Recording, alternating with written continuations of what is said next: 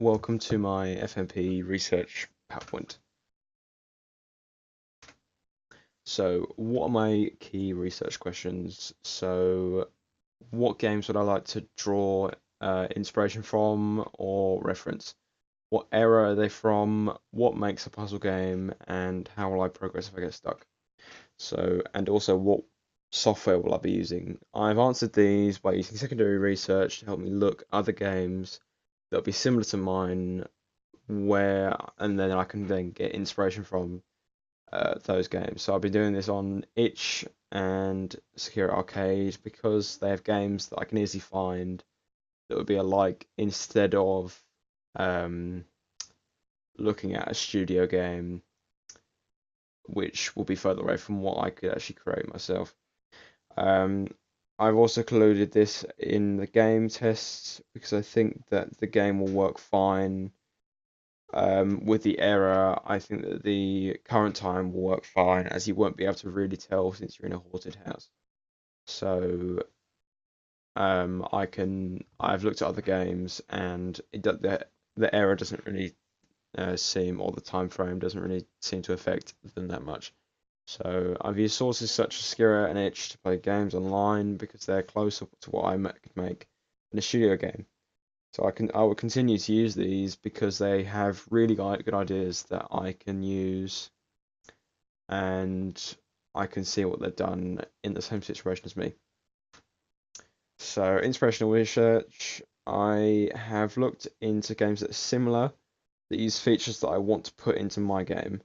So I can get inspiration from them, such as what they've done wrong, and what they have done that I liked the game. An example of this was I played a game called Chicken Puzzle Game, which the player was only given a few movements before you then fail the game, which I really liked, and I could make a part of this game of my game because it would be quite easy to do, and it would still be challenging. I could increase the difficulty quite easily. So seeing a bad example of a game does help because then I know not what to do when it comes to the same thing. So mistakes will then lose time that I could be making the game. So this is relevant because from these games I can see what the features are that I want to replicate, and then I can then decide what I want to do before I actually make the game, which will then help overall because I won't lose time, which could then be used to make the game better, having then an overall improvement. So I can list the game because I'm playing puzzle and horror games, so they'll be so similar to what I want to make. Playing with people's games then also helps out everyone because the person gets info on what you think and they can change it. And as well, if people play your game, it's just the same thing. So I'm applying this to my project because I want to replicate these features into the game before I've actually made the game and trying to change it as it's working already. So as well as this shows, I can also show them the progress of it because I can say after I've done the project, I can say this aspect of this game was from inspired from another game, which hopefully I'll be able to show. So analytical, I've looked at multiple sources into other horror games and skills people have used in their games. I've done this by playtesting them myself and looking into games such as Chicken Puzzle Game, which I said about earlier, Tetris, and other sort of puzzle games that I can look at to get me kind of knowing what I want to do. So I've also looked at articles, what makes horror games, and I found that people enjoy jump scares and haunted instead of gore, which I can then implement into my game since this is pretty much most of the games on this top horror games list have these aspects. I pretty much know that this will make the game more popular, and this research can be found on this link here. So this is relevant because this will help me out a lot when it comes to the design of the game. Instead of having to think about what puzzle I need to then put into the game, get I can make a blueprint before. So I'll be applying this to my project because I'll be using similar aspects that, since they're a puzzle game, will help me with the practical. So I'll make my job easier when it comes to the practical side of the FMP than than I have before if I waste time.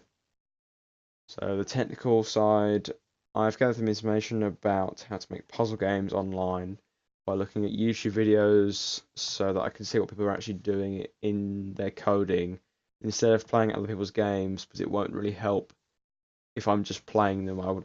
For the skills, I need to see what they're actually doing in Construct to get this. So YouTube video seems to be the way to go.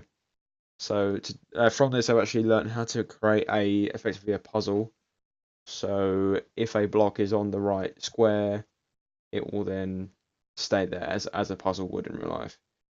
A piece of puzzle will only fit in the right slot.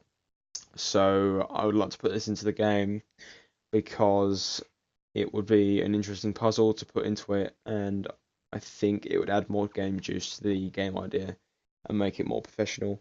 So this is relevant because I now have extra skills that I can add to the game when I'm creating a Construct 2, which will also get me to one of my aims, which is use more complex codes in Construct.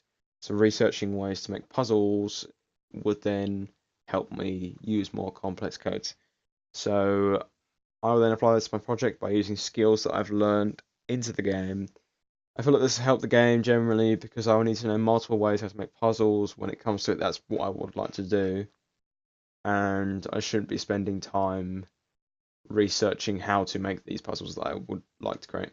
So my primary research plan is I want to create a few questionnaires by asking people what horror games and puzzle games they enjoy, since it will help me out, and I can find out what kind of things they like about them, and I can make game design decisions on those answers.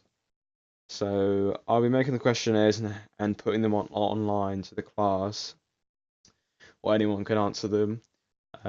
Since they don't take up much time, they're quite simple to make on Google Docs. So I will then get also people to game test my game as much as possible when I'm doing the practical side of it. Because I'm making a puzzle game, I feel like it will be quite needed. Um, so I'll be asking, yeah, as I said, people to answer the polls and questionnaires online. However, if I did this online for the game test, it wouldn't work as well because I would have to wait and wait and wait for people to play the game and review it, sort of thing.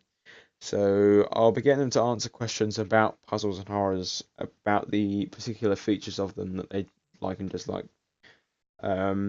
Also, being it online, it's then easier for me to record the results and put them straight into Wix.